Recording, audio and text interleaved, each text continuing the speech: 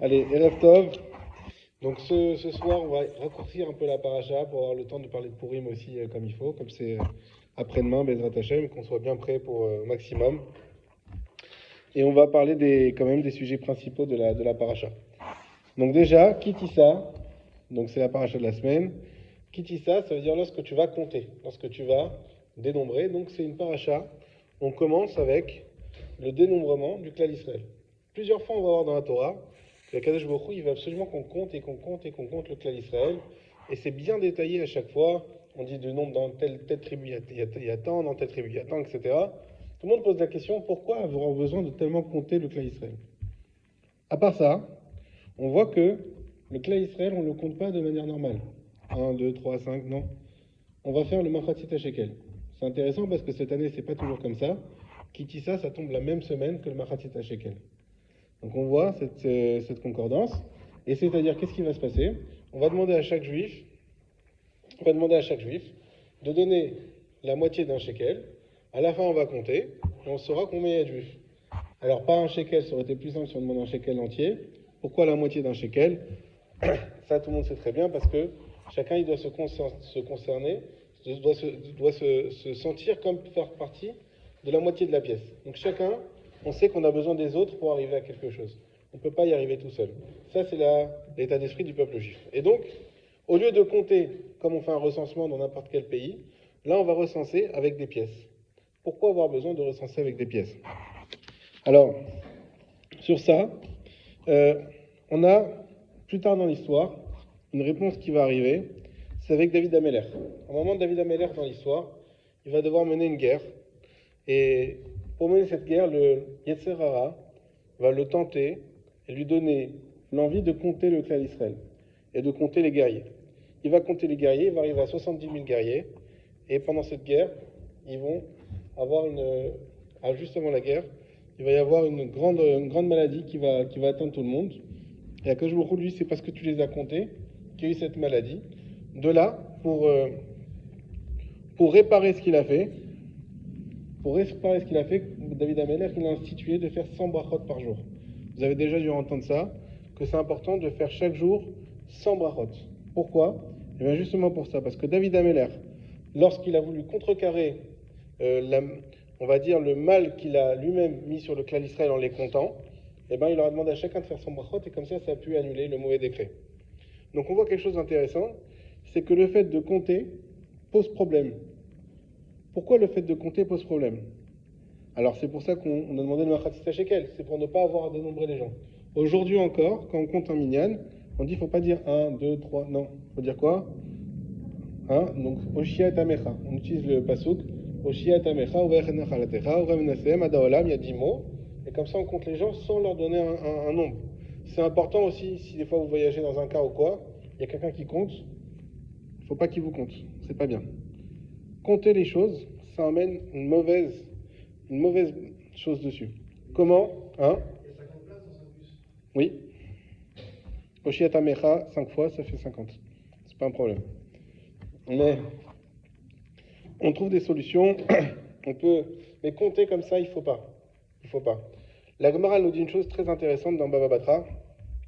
Elle dit un agriculteur qui a devant lui toute sa récolte et qui veut que Dieu mette la bracha dans cette récolte, qu'est-ce qu'il doit faire? Il fait une fila.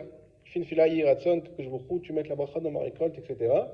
Et après, il moissonne, il récolte, il vendange, peu importe ce que c'est comme type de récolte, mais après, il fait la récolte. Par contre, s'il a déjà fait la récolte, et qu'ensuite il fait cette bracha, la Gemara dit que c'est une bracha qui sert à rien. Souvent, on voit ça dans la Gemara. Il y a des fois, quand tu pries, prier après que c'est arrivé, ça sert à rien. Il y a un autre exemple qui est donné dans la Gemara. Si par exemple, quelqu'un il voit sa maison brûler au loin, et il prie Hachem, sauve. La Gemara, elle dit, tu pries pour rien. Ta maison, elle brûle maintenant. Il n'y a plus rien à prier. Il faut prier avant que ça arrive. Il faut prier quand Hachem, il a encore la possibilité d'intervenir. Et quoi, Hachem, il ne peut pas toujours intervenir. Hachem, il fait ce qu'il veut. Il peut pas. Bien sûr qu'Hachem, il peut toujours intervenir. Mais Hachem, il a mis un système dans ce monde où il intervient de manière cachée. C'est tout le principe d'ailleurs de la Megillah. C'est qu'Akadosh Baruch Hu, il intervient de manière cachée. Il ne peut pas faire En Somech Alanes, on ne peut pas compter sur un miracle. On ne peut pas se dire je vais compter sur un miracle. Or, quand tu comptes une chose, tu l'as déjà définie. Quand tu l'as définie, tu ne peux plus demander à Hachem fait une bracha dessus. Ça, il y a 10 kilos, il n'y aura pas 10 kilos, 0,05. 10 kilos, c'est 10 kilos. Si tu demandes à Hachem une bracha que ces 10 kilos deviennent 20, bah, tu demandes un miracle. Et ça, on ne peut pas demander. Donc tu ne dois pas compter que les choses, une fois qu'elles sont dénombrées, c'est pour ça qu'il y en a qui ne veulent pas compter. Et comme ça, la Gemara, elle dit, une fois que tu as compté, ça ne veut pas dire qu'une fois que tu as compté, il y a de malédiction quoi. Dieu préserve, tu peux compter ce que tu es bien. Mais une fois que tu as compté, tu ne peux plus demander. Ça y est, c'est défini. Et donc Hachem, il ne va plus avoir, quelque part, tu as limité la possibilité d'Hachem de venir multiplier les choses. Alors quel rapport avec le Klal Israël? Pourquoi le Klal Israël, il ne faut pas le compter? Et pourquoi le Klal Israël, on a demandé Machatzit Shekel? Bien tout simplement parce que nous sommes le trésor de Dieu. On est comme l'argent de Dieu. On est son trésor. Et comme on est son trésor, en comptant ce trésor, c'est comme une personne qui compte sa récolte et qui va limiter. Et donc à cause de ça, on limite quoi? On limite le pouvoir divin contre la midatadine. La midatadine, c'est, malheureusement, personne ne peut dire qu'il n'a rien à se reprocher. Et donc on doit tous craindre quand même que les choses qu'on fait, il faut savoir que les choses mauvaises, même les mauvaises pensées des fois, elles créent des anges accusateurs. Et ces anges accusateurs, eh bien, ils ont un pouvoir sur nous. Mais Dieu les retient. Et jusqu'à quand Dieu peut les retenir? Tant qu'on laisse la possibilité à Hachem d'intervenir. Si on enlève cette possibilité à Hachem en coupant cette bracha, en délimitant les choses, alors là, malheureusement, eh bien, ils ont un pouvoir d'action. Et c'est pour ça que Hachem dit qu'il ne faut jamais compter avec l'Israël un à un. Alors comment on fait? Eh bien, comme on a dit, avec le Machatzit HaShekel, pour permettre de donner cette notion aussi de complémentarité au sein du Klal Israël. Donc ça, c'était pour le Machatzit HaShekel. Ensuite, on va parler des Ktoret. Donc les Ktoret, vous savez que des fois, vous voyez des gens qui lisent à la fin de la Tfila ou au début, un parchemin comme ça, ou pendant la Tfila, au lieu de dire dans le Sidour, ils lisent dans ce parchemin. C'est quoi les Ktoret? C'était les encens qu'on faisait brûler au Beth Amikdash ou au Mishkan aussi. Donc c'est-à-dire qu'il y avait plusieurs types de corbanotes, et l'un des types de corban, c'était ces encens-là. Maintenant, vous savez que le Kohen qui s'occupait de ça, il avait une promesse de devenir très riche. C'était comme ça. Et les Kohanim étaient d'ailleurs tirés au sort pour pouvoir faire cette avoda, parce que tout le monde voulait faire cette avoda. Tous les Kohanim voulaient faire cette avoda, et donc ça c'est les Ktoret. Et on en parle ici, et on tient de la Kabbalah, que si on lit ces Ktoret sur un parchemin, alors c'est une ségoula, c'est pas une obligation ni rien du tout, mais c'est une ségoula pour pouvoir avoir une bonne parnassa. Et donc c'est pour ça qu'on doit le lire 3 fois par jour, 2 fois le matin, 1 fois l'après-midi avant Mincha. Et donc c'est pour ça qu'il y en a qui font comme ça les Ktoret. Après on va parler du Shabbat. Alors le Shabbat, pareil, on voit une notion qui est fondamentale dans le Shabbat, dans le Pasuk. Pourquoi le Shabbat est institué? On a une raison dans le Pasuk qui est donnée.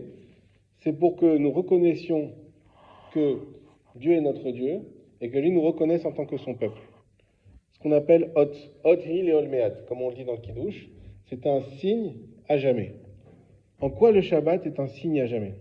C'est un signe qui est tellement fort entre nous et Dieu qu'il est même interdit aux goïms de le faire. C'est-à-dire même un goï qui est en cours de conversion, on lui dit le Shabbat, tu t'entraînes à devenir juif, donc tu dois faire le Shabbat, mais tu fais une fois un péché pendant le Shabbat, pour dire que tu n'as pas fait Shabbat. Tu allumes la lumière, tu allumes un four, ce que tu veux, mais il faut que tu fasses un péché, parce que tu n'as pas le droit. Un goy qui fait Shabbat, c'est Chahamita. Regardez jusqu'où ça va. C'est pas forcément une peine qu'on va appliquer, mais c'est pour donner le degré. Il a la peine de mort. Donc un goy n'a pas le droit de faire Shabbat. Donc qu'est-ce qui est venu de si fort dans le Shabbat pour nous relier avec Akadosh Baruch Hu? Alors le Midrash dit une chose très très belle. Il dit qu'en réalité, lorsqu'on a dû recevoir la Torah, donc Hachem nous a dit voilà, il y a la Torah, Moshe nous a expliqué, il y a 613 mitzvot, et les mitzvot aussi des Chachamim qui vont se mettre dessus. Les ministres, ils ont dit d'accord, c'est beau, c'est magnifique, mais qu'est-ce qu'on a à y gagner? Et bien, ce que vous avez à y gagner, c'est l'Olam Haba. C'est que ici, en fait, c'est un monde qui est uniquement temporaire. C'est un monde qui dure que 100 ans, 120 ans. Mais le monde éternel, eh bien, grâce au Shabbat, vous allez mériter le monde éternel. Les Bnei Israël, ils n'étaient pas convaincus. Ils ont dit, ok, c'est super, c'est une belle promesse, mais tu nous demandes de travailler dur pendant une vie de 100 ans, 120 ans, pour quelque chose qui va venir juste après. Donne-nous une avance. Fais quelque chose. C'est comme si on dit à quelqu'un, tu vas travailler pendant 20 ans, je te donne rien. Dans 20 ans, je te donne 10 millions d'euros. Je dis, oui, mais comment je vais vivre pendant 20 ans? J'ai une femme, j'ai des enfants, j'ai besoin je ne vais pas vivre comme un clochard pendant 20 ans. Et après, même si 20 ans, c'est une somme astronomique, mais comment? Donne-moi au moins 2000 euros par mois pendant ces 20 ans, quelque chose. Eh bien, c'est ce qu'il a dit à Kajbourou. Il a dit, je vais vous donner une avance sur l'Olam Haba, c'est Shabbat. Shabbat, c'est Mehen Olam Haba. C'est un goût du Olam Haba. Et donc, en réalité, le Shabbat, contrairement aux autres mitzvot qui ont été donnés en tant que mitzvot, ça a été donné déjà en tant que salaire, en tant que paiement pour les mitzvot. Et on voit ici la force, des fois, du Yetzer Hara qui arrive à convaincre des gens de ne pas faire Shabbat. Comment tu peux te priver d'un cadeau divin qui a un goût de monde à venir, qui a un goût de paradis? C'est fou.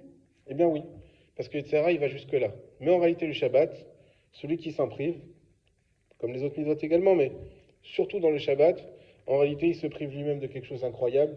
Il se prive de goûter au goût du monde à venir qu'Akadosh Baruch Hu nous a permis d'avoir déjà en avance. Ça, c'est la madriga du Shabbat.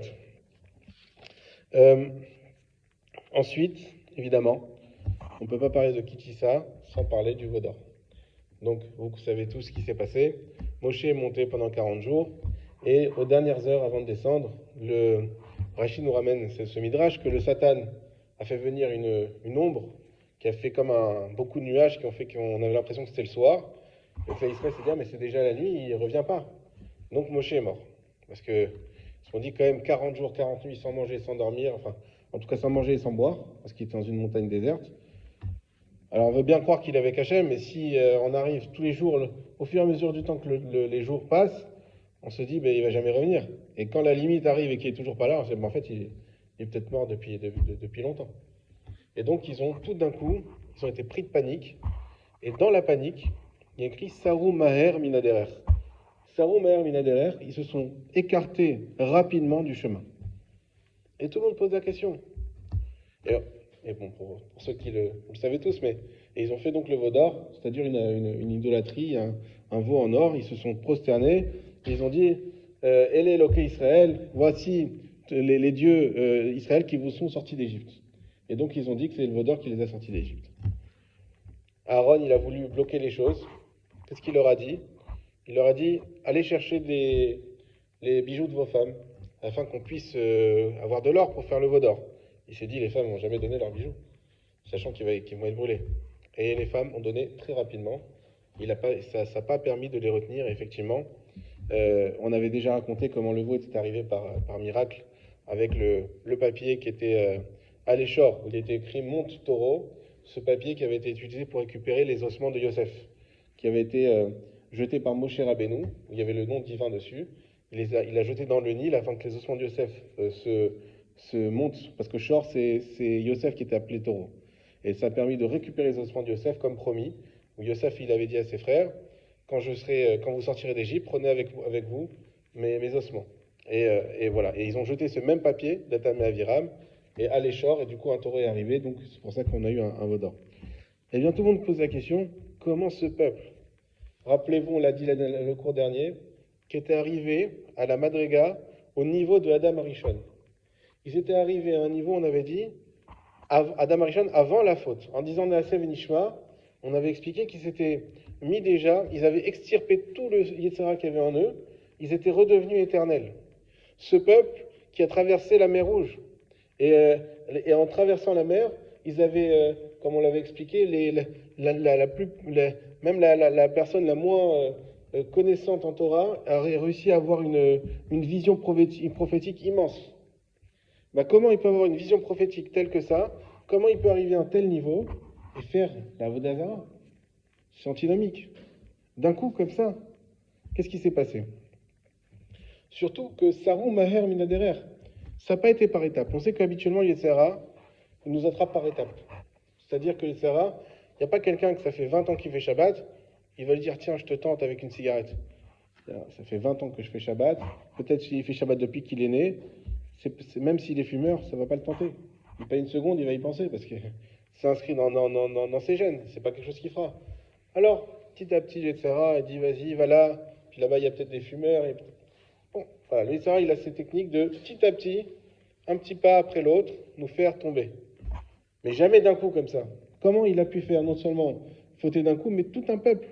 Alors il y en a qui disent que c'est que le Erev Rav, ceux dont on avait déjà parlé également, c'est-à-dire ceux qui s'étaient des Égyptiens qui s'étaient convertis, mais en réalité c'est une conversion qui était un petit peu remise en cause, et qui était avec le clan Israël. Mais c'est pas la vie de tout le monde, et on voit que dans les faits, il est écrit dans la Gemara que le clan Israël, jusqu'à aujourd'hui, chaque fois qu'il y a un Dieu préserve, il y a un malheur dans le clan Israël, c'est une partie du veau d'or qui est payé à ce moment-là, parce que normalement on aurait dû décimer le clan Israël. Et ils sont encore là, et donc on a dû payer, on peut dire comme ça, à crédit. Et donc, la question, comment ils ont pu s'écarter si vite? Les Chachamim nous donnent un secret, qui est, à mon sens, extraordinaire. Comment c'est possible qu'il y ait des gens, on a vu à la Shoah, qui ont été capables de donner leur vie pour pouvoir manger kasher, qui ont été capables de donner leur vie pour mettre des tefilines, qui ont été capables de donner leur vie, on l'avait raconté l'histoire à Purim, à Hanouka, pour pouvoir allumer une Hanoukia. D'un moindre petite mitzvah, ils ont été capables de faire Messirut Nefesh. Mais il faut savoir une chose, c'est que dans la vie, il y a ce qu'on acquiert facilement et il y a ce qu'on acquiert par le travail. Tout ce qu'on acquiert facilement, on le perd facilement. Et tout ce qu'on acquiert par le travail, c'est quelque chose qui est solide et qu'on peut ne jamais perdre. Une personne qui a construit sa Torah, qui a construit son judaïsme, qui a construit son attachement à Hachem par étapes, par le labeur, par la difficulté, et bien là, le Yetzirah, il ne peut pas l'attraper. Il a une muraille qui le protège. Et pour pouvoir l'attraper, son seul moyen, c'est de casser pierre par pierre. Mais une personne qui a été érigée sur un trône, alors qu'il n'a rien fait pour ça, et bien là, il est tout à fait facile de le faire descendre aussi vite qu'il est monté. Et c'est ce qui s'est passé. C'est-à-dire que ce peuple-là, ne l'oublions pas, lorsqu'ils se sont présentés devant la mer Rouge, qu'a dit la mer Rouge à Dieu? Elle a dit, mais pourquoi tu veux que je m'ouvre pour le clan d'Israël, qui sont Elou, qui sont ceux-là qui sont des Ovdei Avodazara, et que je me ferme sur les Mitzraïm, qui sont ceux-là des Ovdei Avodazara? Pourquoi tu veux que je m'ouvre pour des idolâtres et que je me ferme sur d'autres idolâtres? Autrement dit, il n'y en a pas un qui a plus de mérite que l'autre. Donc il n'y a pas de raison que je m'ouvre pour certains, que je me ferme pour d'autres. Dieu a dit, laisse-moi faire, fais ce que je te dis, mais eux, ils vont recevoir la Torah plus tard. Donc c'était ça le mérite qu'on avait. Mais le clan Israël, à ce moment-là, ils étaient des idolâtres. Alors ce qu'ils ont vu en passant dans la mer Rouge juste après, c'était uniquement un don de Dieu. Ça a été un don unique. Ils n'ont eu aucun mérite pour ça. C'est pas le mérite qu'ont eu les prophètes plus tard, qui sont des gens saints, qui ont fait un travail interne, ce sont des gens qui ont fait du bien.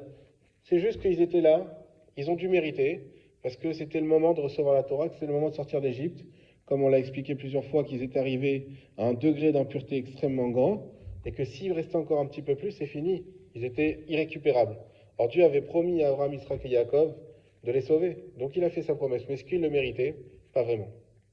Et donc tout ce qu'ils ont reçu par la suite, comme dévoilement, la manne, les nuées, tout ça, c'était quoi? Le mérite de Moshe, le mérite de Myriam pour le puits, les nuées, le mérite d'Aaron. Donc tout ça, c'était pas leur mérite à eux. Et effectivement, ce qu'ils ont eu par cadeau, ils l'ont perdu très très vite. Et ils n'ont pas su le retenir. C'est comme quelqu'un, les Havdil, des fois qui peut gagner beaucoup de sous parce que quelqu'un va lui donner un parent ou quoi que ce soit. Bah, il a reçu ça comme ça, il le dépense plutôt facilement. Mais quelqu'un qui a eu un labeur, ça a été difficile, qui a travaillé et qui obtient le fruit de son travail, croyez-moi qu'il va réfléchir 2 fois avant de le dépenser. Pourquoi? Parce que c'est quelque chose qu'il a acquis et c'est quelque chose où il a une part. La chose fait partie de lui-même. Et donc c'est ça qu'on attend de nous. C'est pour ça que la Torah aujourd'hui, la deuxième Torah d'ailleurs, comment elle a été donnée, deuxième Luchot, donc comme vous savez que Moshe il a détruit les premières tables de la loi, il y a écrit que ces premières tables de la loi, la spécificité c'est qu'elles étaient faites par Dieu, et à ce moment-là il suffisait uniquement de lire la Torah pour retenir ce qu'on lisait. La mémoire était tout de suite sollicitée, et on ne pouvait pas oublier cette Torah. Aujourd'hui, eh ben, on étudie 1 fois, 2 fois, 3 fois, 100 fois. La Gemara dit celui qui étudie 101 fois, il a un niveau qui est incomparable avec celui qui a étudié 100 fois le même sujet. C'est-à-dire que chaque fois, et on oublie, et on décèle quelque chose de nouveau. Alors, avec la première Torah, tout était facile. Eh bien justement, on n'a pas été capable de montrer d'avoir le mérite d'avoir les choses facilement et de montrer qu'on était capable de les garder. Donc on nous a donné une autre façon de faire, et une façon qui était beaucoup plus adaptée à l'homme, c'est celle de devoir s'efforcer, celle de devoir mettre du sien, et à ce moment-là, on s'approprie les choses, et effectivement, à ce moment-là, on peut les garder beaucoup mieux et beaucoup plus pérennement. Donc ça, c'est pour expliquer comment ils ont pu tomber aussi vite dans le veau d'or. Euh, la dernière chose, on voit que Moshe Rabbeinu, à la fin de la paracha, il a cette demande à Dieu de pouvoir voir Dieu face à face, panim el panim, et Dieu lui dit non, tu ne peux pas me voir face à face. Et tu ne peux pas et me voir et continuer à vivre. Et, et Moshe avait un visage qui était lui-même tellement lumineux qu'il a dû le couvrir pour pouvoir être visible par les autres, parce que quand il est descendu la deuxième fois donc du Har Sinaï, quand il a réussi à faire accepter le pardon à Hachem, et bien ça lui a donné un niveau extrêmement haut, qui lui a donné un visage lumineux et qui a permis d'arriver à des niveaux qu'il n'aurait pas pu avoir sinon. Voilà, Chazak ou Baruch, on l'a fait un peu plus rapidement cette semaine, comme ça on passe sur Purim, parce qu'il y a beaucoup de choses à dire sur Purim encore, et donc on en